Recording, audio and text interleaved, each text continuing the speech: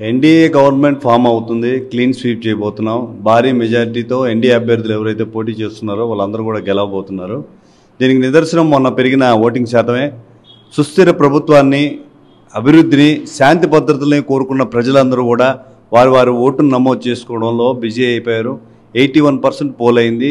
ఖచ్చితంగా వైఎస్ఆర్సీపీ వ్యతిరేకతే ఈ ఓటర్లందరినీ కూడా బూత్ దాకా తీసుకొచ్చి వాళ్ళ చేత ఓట్లు ఇచ్చిందని కూడా నమ్ముతున్నాం. ప్రభుత్వ అధికారులు ఎవరైతే ఉన్నారో వాళ్ళు కూడా ఎన్నడూ లేని విధంగా వారి ఓటు హక్కుని వినియోగించుకోవడం జరిగింది. ప్రజలు ఈ వైసీపీ ప్రభుత్వాన్ని తరిమి కొట్టేదానికి సిద్ధపడుతున్నారు అనేది ఇది ఒక నిదర్శనం. ఈ కార్యక్రమంలో భాగస్వాములైన వివిధ పౌర సంఘాలకు కానీ మంచి మన ఎన్డీఏ పార్టీలు అయినటువంటి బీజేపీ, తెలుగుదేశం, మా జనసేన వాళ్ళకు కూడా అభినందనలు తెలియజేస్తున్నాను. వైసీపీ నాయకుల అభిప్రాయం ఏంటంటే జగన్ చేసిన సంక్షేమ పథకాల అభివృద్ధియే ఈ యొక్క ఓటింగ్ శాతం పెరిగింది, అందుకే అందరూ జగనన్నకి మద్దతుగా ఓటేసేదానికి వచ్చారని చెప్తున్నారు. అంతేమంటారు? ఈరోజు జిల్లా వ్యాప్తంగా మేము దాదాపుగా 10 నియోజకవర్గ పాత ఉమ్మడి నియోజకవర్గ ప్రకారం 10 నియోజకవర్గాలు తిరిగినట్లయితే ఎక్కడ కూడా మన ఎన్డీఏ అభ్యర్థులు గెలుపును కోరుకుంటున్నారు.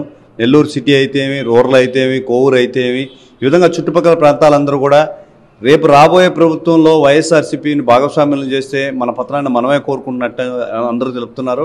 మౌత్ పబ్లిసిటీ కూడా ఈరోజు ఈ ప్రభుత్వాన్ని మార్చాలి, ల్యాండ్ టైటిలింగ్ యాక్ట్ లాంటి తిక్క పనులు చేస్తున్న జగన్ ప్రభుత్వాన్ని తరిమి కొట్టాలని చెప్పి అందరూ నిర్ణయం తీసుకున్నారు. ఇది వాళ్ళను కప్పిపుచ్చుకునే ప్రయత్నమే. శాంతి పద్ధతులు లోపించి ప్రజలు చాలా ఇబ్బందులు పడుతున్నారు. వాళ్ళ పిచ్చి అమెండ్మెంట్ వల్ల, అభివృద్ధి లేకపోవడం వల్ల చాలా ఇబ్బందులు పడుతున్నారు. ఇవన్నీ ఉత్తమ ఆటలే. కానీ రేపు 4వ తేదీ, జూన్ 4వ తేదీగా కొంతమంది పేర్లు మార్చుకునేదానికి, మరికొంతమంది పెట్టేబెడ సర్దుకోవడానికి రెడీగా ఉన్నారు. ఖచ్చితంగా కూడా మంచి మెజారిటీతో ఎన్డీఏ అభ్యర్థులు గెలవబోతున్నారు. 2019లో నెల్లూరు జిల్లా మొత్తం 10 స్థానాలు వైసీపీ గెలుచుకుంది. అయితే ఈసారి ఎలా ఉండబోతుంది? ఈసారి ఖచ్చితంగా 10కి 10 మన ఎన్డీఏ ప్రభుత్వం గెలిచే పరిస్థితి కూడా ఉంది. కంచుకోటగా వ్యవహరించుకుంటారు. వీళ్ళు చేసిన దాష్టికాలు, వీళ్ళ నోర్లు, వీళ్ళ అభివృద్ధి లేమి, ఇవన్నీ కూడా నెల్లూరు జిల్లాని ఒక మంచి రేటింగ్లో నిలబెట్టబోతుంది. మన నారాయణ గారు, సిటీ నుంచి పోటీ చేసిన నారాయణ గారు అయితే అపర భగీరథుడు అనే మాట విన్నానే కానీ ఈరోజు ఆయన చెప్పింది చూస్తే నాకు కళ్ళకు కట్టినట్టు కనబడుతుంది. సంగం బ్యారేజ్ నుంచి కొన్ని కోట్ల రూపాయలు ఖర్చు చేసి నెల్లూరు ప్రజానీకానికి నీరు అందించే విధంగా ఆయన ఎన్నో ప్రయత్నాలు చేశారు.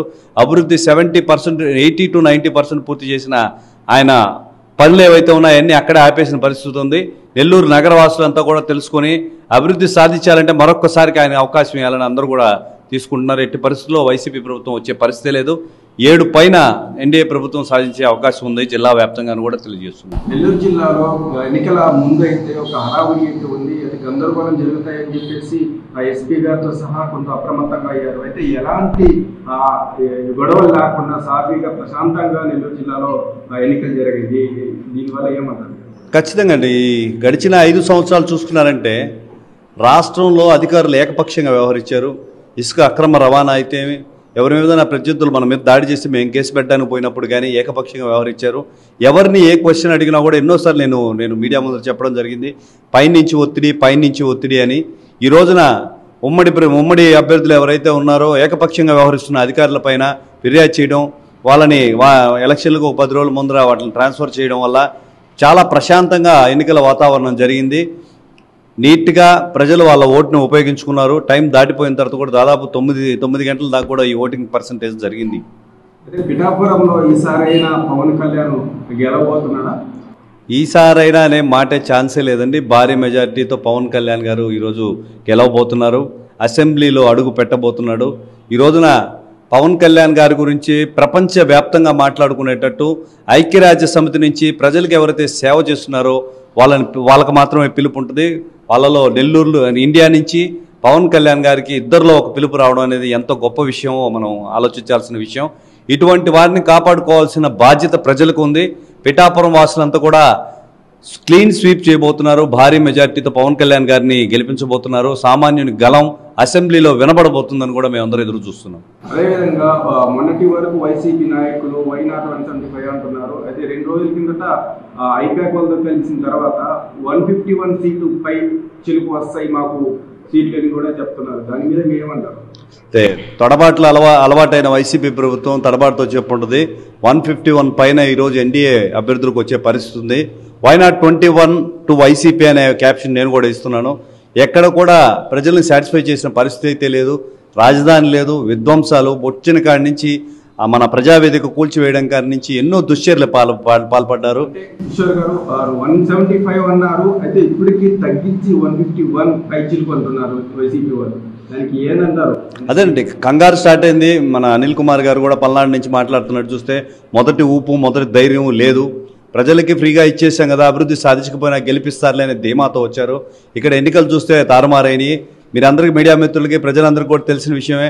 ఎవరికి ఓటేసేవారు అంటే ఏకపక్షంగా జిల్లాలో మొత్తం ఉమ్మడి అభ్యర్థులు సైకిల్కే కాబట్టి సైకిల్ అనే హవా నిలిచింది. ఫ్యాన్ తీసి ప్రజలందరూ కూడా చెత్త కుప్పలో పడేశారు. ఆ విషయాన్ని తెలుసుకొని 175 to 175 అంటే హాస్యాస్పదంగా ఉంటుందని కొద్దిగా తగ్గించుకుంటున్నారు. రోజుకు ఒక 25 తగ్గించుకుంటే ఎన్నికల సమయానికి ఒక 21కి పరిమితం అయ్యే అవకాశం ఉందని నేను తెలియజేస్తున్నాను. అదే చూసుకున్నట్లయితే నెల్లూరు జిల్లాలో ఇంత పెద్ద స్థాయిగా పోలింగ్ అయింది. ఇప్పుడు దాకా లేవు. ఇది ఇంచుమించు 80% దాకా పోలే. అయితే బయట రాష్ట్రాల నుంచి కానీ విదేశాల నుంచి కూడా వచ్చి ఓట్లు చేసిన రకాలైతే ఉన్నాయి. అయితే వీరంతా ఎవరికి ఓటేస్తారని అనుకుంటున్నారు? ఖచ్చితంగా యాంటీ గవర్నమెంట్ అండి. ఈరోజు ల్యాండ్ టైటిలింగ్ యాక్ట్ తీసుకుంటే విదేశాల్లో ఉన్న బిడ్డలు ఇక్కడి నుంచి మనకి అభివృద్ధి సాధించలేదు, మనకి ఉద్యోగ అవకాశాలు ఇప్పించలేకపోయాం. ఇక్కడి నుంచి వెళ్ళి బయట జాబ్ చేసుకున్న పిల్లలందరూ కూడా పర్టికులర్గా జనసేన మద్దతుదారులు ఎవరైతే ఉన్నారో వాళ్ళు గట్టిగా మమ్మల్ని హక్ చేసుకొని మన ప్రభుత్వం స్థాపించాలి, ఈ ప్రభుత్వాన్ని పారదోలాలి, మనం కొనుక్కున్న ఆస్తుల మీద ఆయన ప్రింట్ ఏంటి, మన ఆస్తి కాగితాలు మన చేతుల్లో లేకపోవడం ఏంటి అనేది గట్టిగా తీసుకున్నారు. ప్రజల్లో అవేర్నెస్ వచ్చింది. ఖచ్చితంగా కూడా వైసీపీ ప్రభుత్వానికి బుద్ధి చెప్పాలనుకున్నారు కాబట్టి భారీ శాతంలో ఓటు నమోదైంది. ప్రజా ప్రభుత్వం స్థాపించబోతుందని కూడా మాకు నమ్మకం ఉంది. ఒకటి కిషోర్ గారు, జగన్మోహన్ రెడ్డి చెప్పింది మీకు మేలు జరుగుంటేనే ఓటు వేయని చెప్పేసి అడిగారు. అదే అది జరుగుంటే వేసుంటారా? కొంతమంది ఇల్లిటరేట్ ఎవరైనా వేసుండొచ్చు అండి, నేను చెప్పలేను. ఎందుకంటే నేను పలుమార్లు మన మీడియా మిత్రులకు కూడా చెప్పాను, బిడ్డలు 18 సంవత్సరాల తర్వాత ఏదైనా మంచి ఉద్యోగంలో చేయాలంటే జాబ్ క్యాలెండర్ రిలీజ్ కాలేదు, ప్రభుత్వం తరపున ఆర్థిక సహాయం ఇచ్చి వాళ్ళని ప్రయోజకులుగా చేసే ప్రయత్నాలు అయితే లేదు, ఏ కుల సంఘాలకు కూడా సంబంధించిన ఆర్థిక ప్రయోజనాలు లబ్ధి పొందినట్లేదు. ఖచ్చితంగా బీటెక్ కుర్రోడు ఎవరైతే పూర్తి చేస్తున్నారో వాడు ఖచ్చితంగా రాష్ట్రం నుంచి బయటకు పోవాల్సిన పరిస్థితి. అదేవిధంగా కోవిడ్ సమయంలో చూసాం, ఇక్కడ ప్రజాప్రతినిధులకి ఎవరికి కూడా తీవ్ర అస్వస్థతకు గురైనప్పుడు రాష్ట్రం దాటి బయటికి వెళ్లాల్సిన పరిస్థితి. ఉద్యోగాలు లేవు, ఇటు పక్క చూస్తే అభివృద్ధి లేదు, క్యాపిటల్ లేదు. ఎక్కడ వేసిన గొంగలు అక్కడే చేతిలో 10 రూపాయలు పెట్టుకుంటా పోయి నీ ఇష్టానికి ఖర్చు పెట్టుకుంటూ పో అంటే అది చాలిన డబ్బు కుదిరే పరిస్థితి కాదు. ఆలోచన కలిగిన వాళ్ళందరూ కూడా ఏమి పొందున్నా కూడా పొందిన వాళ్ళకి అధికంగా పొందే అవకాశం మన ఎన్డీఏ ప్రభుత్వం ఇస్తుంది కాబట్టి వాళ్ళు ఇచ్చేదానికంటే 10 రూపాయలు ఎక్కువ ఇస్తాం, అభివృద్ధి సాధించి ఈ సంక్షేమ పథకాలు ఏవైతే ఉన్నాయో వాటిని రెట్టింపు చేస్తామనే మాటను నమ్మి ఓటింగ్ జరిగింది. అది జూన్ 4వ తేదీ కూడా మనం చూడొచ్చు అనుకుంటున్నాం. జనసేన పార్టీ తరఫు నుంచి 21 సీట్లు ఎంపీ స్థానాలు అయితే 2 స్థానాల్లో పోటీ చేయడం జరిగింది. అయితే ఇన్ని స్థానాల్లో గెలవబోతున్నారు. యాక్చువల్గా మన మీడియా మిత్రులు కూడా తెలియజేసిందంటే సీట్లే 21, కానీ సీన్ మార్చిపోయేది మేమే. దాదాపుగా 175 స్థానాల్లో జనసేన పార్టీ ప్రభంజనం ఉంది. జనసేన పార్టీ పవన్ కళ్యాణ్ గారు ప్రజలకి సేవ చేయడానికి వచ్చున్నారని అందరూ కూడా ఈరోజు అంగీకరించే పరిస్థితి. కొన్ని కారణాల వల్ల వైసీపీ వ్యతిరేక ఓట్లు చెల్లనివ్వకూడదు. ఈ నియంతలాగా ప్రవర్తిస్తున్న జగన్మోహన్ రెడ్డి గారిని తెలివేయడానికి 21 సీట్లో ఈరోజు పోటీ చేయడం జరిగింది. 21 సీట్లో దాదాపుగా 18 పైచీలకు గెలిచే అవకాశం ఉంది. పోటీ చేసిన ఒక్కచోటే కాదు, నెల్లూరు సిటీలో అయితేమి, రూరల్లో అయితేమి, మన కోవూరులో అయితేమి, నాకు తెలిసిన చుట్టుపక్కల ప్రాంతాలందరూ సర్వేపల్లి అయితేమి జనసేన పార్టీ జన సైనికుల మద్దతు ఖచ్చితంగా ఉంది. వాళ్ళ వల్ల మరింత మెజారిటీ సాధించే అవకాశం ఉందని కూడా నేను చెప్తున్నాను. పిఠాపురంలో క్యాంపెయినింగ్ చేయడానికి వచ్చిన కొంతమంది యాక్టర్స్ని పెద్ద యాక్టర్ అని చెప్పి చిన్న యాక్టర్ అని చెప్పేసి కామెంట్ చేయడం జరిగింది. అయితే పిఠాపురం దాని నుంచి ఎలాంటి గిఫ్ట్ ఇవ్వబోతున్నారు? అదండి, ఖచ్చితంగా వీళ్ళు చేసిన చర్యలు ఏవైతే ఉన్నాయో, వీళ్ళు చేసిన నేరాలు ఏవైతే ఉన్నాయో వీటిలన్నిటి కూడా ఖచ్చితంగా ప్రతిఫలం అనుభవించాల్సిన పరిస్థితి అయితే ఉంది. ఖచ్చితంగా స్క్రూటినీ జరుగుతుంది. ఈరోజు కోట్లాది మంది అభిమానులు, నాతో పాటు కూడా మా నాయకుడు పవన్ కళ్యాణ్ గారు అసెంబ్లీలోకి లాస్ట్ టైం పోలేకపోయాడు, మేము పంపించాలని చెప్పి ఆరాధిస్తూ అక్కడికి వెళ్ళి అతని తరఫున క్యాంపెయిన్ చేయడం జరిగింది. దీన్ని కూడా వక్రీకరించడం, చిన్న పెద్ద స్థాయి గురించి మాట్లాడడం కేవలం అవివేకం, వాళ్ళ నోటి దురుసు అనే కూడా మేము తెలియజేసుకున్నాం. అనేక సార్లు చూస్తున్నారు క్యాంపెయిన్లో కూడా ఇన్ని ఇళ్ళు తిరగాల, మేము తిరగం అనే పరిస్థితి ఉంది. ఈరోజు ప్రజాప్రభుత్వం తరఫున ఎన్డీఏ అభ్యర్థులు ఎవరైతే ఉన్నారో, నేను ఎగ్జాంపుల్ తీసుకోవాల్సి వస్తే నెల్లూరు సిటీ నుంచి నారాయణ గారు, రమాదేవి గారు, వాళ్ళ కుటుంబ సభ్యులు దాదాపుగా 75,000 ఇళ్లకి 65,000 పైచీలకు మ్యాక్సిమం 70 కూడా రీచ్ అయిన పరిస్థితి ఉంది. ఖచ్చితంగా వాళ్ళ సమస్యలు తెలుసుకొని వాటిని బాగుపరచడానికి ప్రయత్నించిన వారే లీడర్ అని చెప్పి వాళ్ళు అనుకుంటున్నారు. వీళ్ళు కేవలం కామెంట్స్కి వాళ్ళు నోటి దురదకే పరిమితం అయ్యారు. ఖచ్చితంగా దీని వైఫల్యాన్ని అనుభవించాల్సిన పరిస్థితి అయితే ఉంది వాళ్ళకి. అయితే ఈ యొక్క కూటమిలో జనసేన యొక్క ప్రభావం ఎంతవరకు ఉందని చెప్పేసి కూటమి అనుకుంటుంది. ఈరోజు ఎంపీలు అయితే ఏమి, ఎమ్మెల్యేలు అయితే ఏమి, ఉమ్మడి ప్రభుత్వం తర్వాత మన 10 నియోజకవర్గాలు ఎక్కడ పోటీ చేయనప్పటికీ అన్ని చోట్ల కూడా జనసేన ప్రభావం ఖచ్చితంగా ఉందనేది వారు కూడా ఒప్పుకోవాల్సిన విషయం. మన పవన్ కళ్యాణ్ గారు వచ్చినప్పుడు జనాదరణ దానికి నిదర్శనం. మునుపెన్నడూ ఎన్న విధంగా నెల్లూరు కేవీఆర్ పెట్రోల్ బంకుల కాడి నుంచి నర్తకి సెంటర్ దాకా కోట్లాది మంది జనాభా ఆయనకి హారతులు ఇచ్చారు, స్వాగతించారు. ఖచ్చితంగా కూడా జన ప్రపంచనం జనసేన పవన్ కళ్యాణ్ గారి ప్రమేయం ఉంది. రేపు సాధించబోయే ప్రజాప్రభుత్వంలో మెజారిటీ పార్టీ పవన్ కళ్యాణ్ గారే అని చెప్పి కూడా తెలియజేసుకోవచ్చు. దాదాపుగా మనం ముందుగా చూసినట్లయితే అందరికంటే ముందుగా గలం విప్పించింది, విమర్శించింది జనసేన పార్టీ, జన సైనికులే. ఈరోజు జనసేన పార్టీ తరఫున నేను గర్వంగా చెప్పుకోగలుగుతున్నాను. 151 సాధించిన అహంకారంతో ఏ పనులైనా చేయొచ్చిన వైఎస్ఆర్సీపీ ప్రవర్తిస్తుంటే ఇంటర్మీడియట్ డిగ్రీ పూర్తి చేసిన ప్రతి పిల్లవాడు కూడా ఎంఆర్ఓని ప్రశ్నించి మా అభివృద్ధి ఏది, మా గ్రామ నిధులు ఏది అని ప్రశ్నించారు.